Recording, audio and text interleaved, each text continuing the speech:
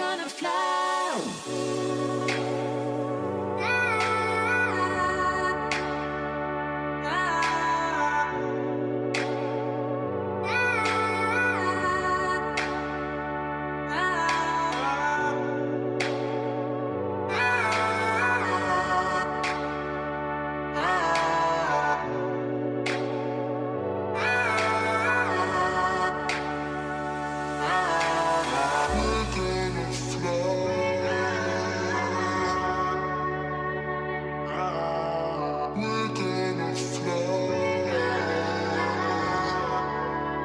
C'est Drakai, aujourd'hui on fait la FAQ de 3000 abonnés, ça faisait un moment que je voulais la faire et du coup ça commence maintenant.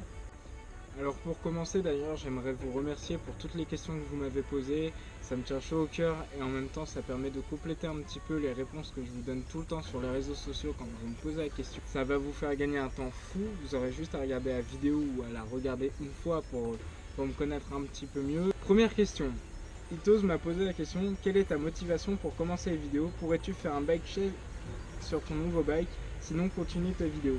Depuis 4 bonnes années facilement, ouais, depuis 2012, donc 5, je suis Kerly, un youtubeur qui fait de la moto, de la motocross enduro. Et voilà, c'est quelqu'un qui m'a beaucoup motivé dans ce qu'il a fait, ce qu'il a construit. Et ça m'a permis aussi d'imaginer ce que je pourrais faire sans faire du copier-coller, mais au moins m'en inspirer un maximum. Je trouve que ce mec-là a quand même bien réussi sa vie. Maintenant, il a créé sa marque de fringues. Il peut se permettre plusieurs choses et ce serait ça que j'aimerais ressembler plus tard. Avoir une chaîne aussi bien développée, pouvoir en vivre. Mais bon, je suis encore réaliste, je sais que le monde du VTT n'est pas encore assez ouvert à ce niveau-là. Au niveau des motivations, c'est ça, c'est de grimper, vous faire plaisir, me faire plaisir et surtout de garder toujours le même esprit, toujours autant de fun, pas de sérieux et voilà quoi, c'est juste 100% du fun. Pourras-tu faire un bike check sur ton nouveau bike? Alors je vais le faire dans la vidéo de présentation du bike et la vidéo de la présentation sera complètement différente. Ça va être quelque chose que j'ai jamais encore fait et ça va me permettre aussi d'ouvrir peut-être une nouvelle porte dans ce milieu-là. Sport Extrême TV Manga. Salut, depuis quand fais-tu du DH? Alors je fais du DH depuis près d'un an, mais c'était pas vraiment du DH. J'ai commencé avec mon 520S qui était un All Mountain gros XC. Ensuite j'ai eu mon Dirt, ensuite j'ai eu mon FR6, après j'ai eu mon Big Hit. Et là j'ai mon prochain bike et ça va être la dernière question. As-tu une autre passion que le DH? Alors oui, j'ai une autre passion que le DH et qui me prend autant de temps que d'argent. C'est le monde de la vidéo. C'est vraiment un truc qui me fait kiffer depuis un gros moment. Voilà, donc c'est pour ça que j'ai pas du tout hésité à acheter ma GoPro Hero Session, la Hero 4. Mes deux autres GoPro, mon appareil photo, c'est quelque chose qui me tient carrément à cœur. Je surkiffe ce domaine-là et je pense que c'est un des loisirs qui est le plus facilement accessible puisqu'on n'a pas besoin de savoir faire grand chose, c'est juste de la motivation, avoir une idée en tête et la suivre jusqu'au bout. Alors maintenant, vas-tu faire une rencontre abonnée? Alors oui, j'ai prévu de faire une rencontre abonnée, ça serait vers mi-août, fin août, voire début septembre, histoire de me laisser le temps de planifier ça, de pas faire un truc à la sauvage, organiser ça un minimum, que je sois pas tout seul à organiser, qu'on fasse un vrai parcours dans des bonnes conditions, qu'on puisse faire plaisir, plutôt que tourner n'importe où et se faire chier au bout d'une heure.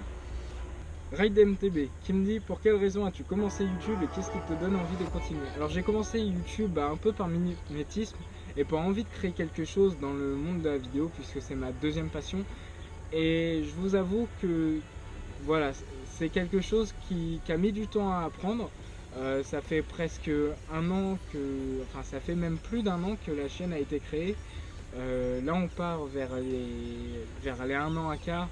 Et franchement, c'est quelque chose qui a pris son temps et je pensais même pas un jour arriver à 3000 abonnés. Déjà, quand j'ai vu 500, 700, tout ça, je me disais, waouh, c'est vraiment énorme. Et maintenant, en fait, c'est juste un rêve qui se concrétise. Je monte chaque jour de plus en plus grâce à vous. Et voilà. Mortal X34 qui me demande, et quoi filmes-tu? Alors là, je filme avec ma GoPro Session Hero 4.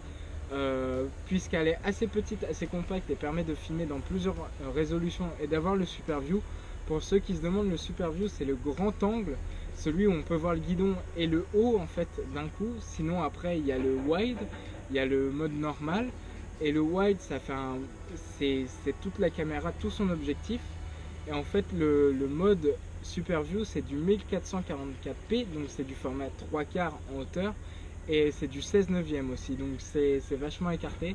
Ça permet d'élargir la vidéo et d'en faire quelque chose assez propre, et ça me permet aussi de filmer en 1080p 50 fps et en 720p 60 fps. Et après pour les vidéos avec des gros ralentis, j'utilise le mode 720p 100 fps qui me permet de faire des ralentis divisé par 2 à 50 fps qui garde toujours une bonne qualité.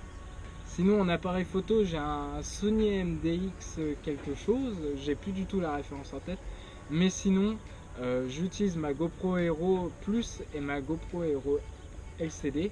Alors au début j'avais pas trop compris la nuance, mais apparemment dans la Plus on tourne à 8 millions de pixels et la LCD c'est juste qu'un LCD.